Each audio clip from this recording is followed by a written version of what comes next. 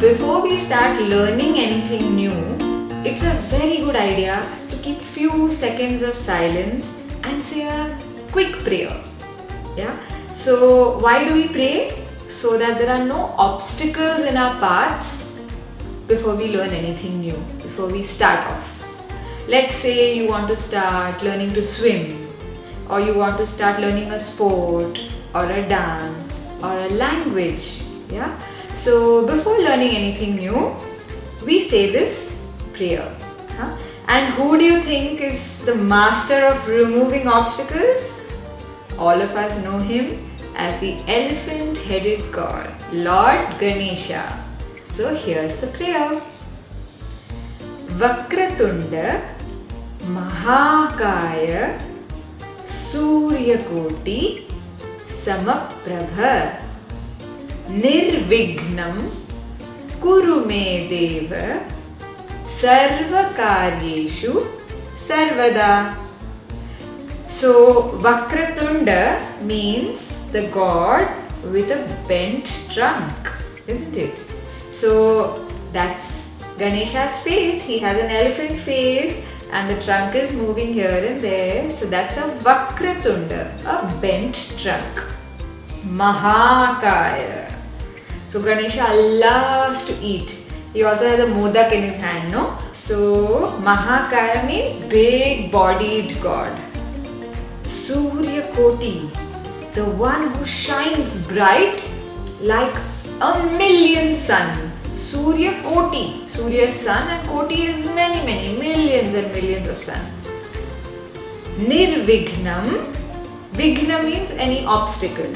So that God who removes all these obstacles, Kurume Deva, we bow down to you, so that Sarva Karyeshu, Karya means action. May any action, Sarva Karya, whatever I do, may it yield results, Sarvada. So Vakratunda Mahakaya Surya Koti Samaprabha, the god with the bent trunk, the big body and the brightness of millions of suns, to you who is the remover of any obstacles in the path, I bow down so that any action I do is a success. Okay? So I'll repeat it slowly so that you can repeat after me. Vakratunda Mahakaya Suryakoti Samaprabha Nirvignam Kuru me Deva Sarvakaryeshu Sarvada. So now I'm sure you know many stories of Ganesha, how he got the elephant face, yeah. Why does he have a full tusk and a half tusk? If you don't know, you should find out, okay? How come he doesn't have two full tusks? You should find that out. But today I'm going to share the story of his vahana. Vahana or the vehicle. Who is the vahana of Ganesha? Mouse, isn't it? So once there was a musician in the court of Lord Indra, okay, in the Devaloka, where Lord Indra is the king. So there was a musician. His name was Krauncha. What was his name? Krauncha. And once he was singing and busy walking around, and by mistake he stepped on the foot of a sage called Vamadeva. And the sage was like, "How dare you step foot on me?" And he cursed him. And he said, "May you turn into a mouse."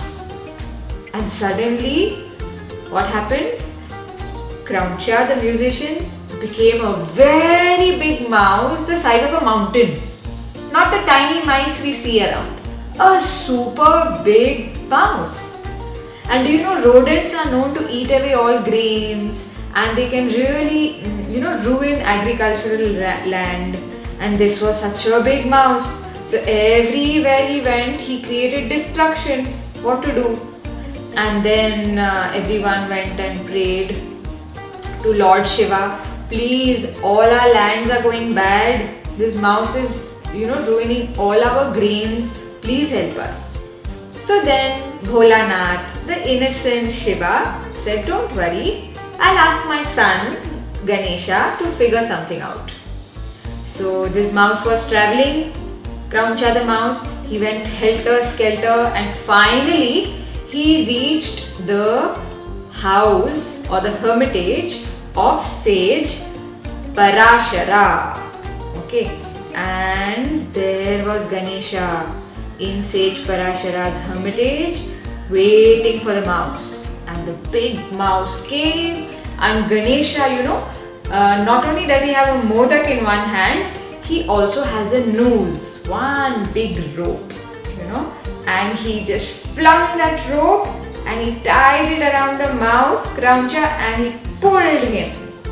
And Krauncha was tied and he had nowhere to go. And Krauncha fell on Ganesha's feet and said, hey, I'm so sorry, but I was cursed and I don't want to destruct everything, but I can't help it. I am a big mouse. Wherever I go, I am going to chew on all the food grains. What to do? Why don't you keep me with you, please? So Ganesha, out of his compassion, what did he do?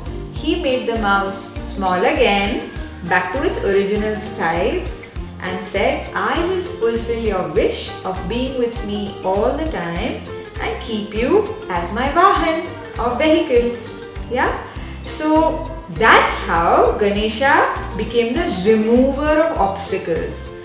He removed the obstacle of the mouse running helter and skelter and kept him with him. Now the mouse became the vaahan of Lord Ganesha. But we just saw in the shloka, he had a mahakaya. No, Ganesha was so healthy because he eats a lot. No, he had a big belly, isn't it?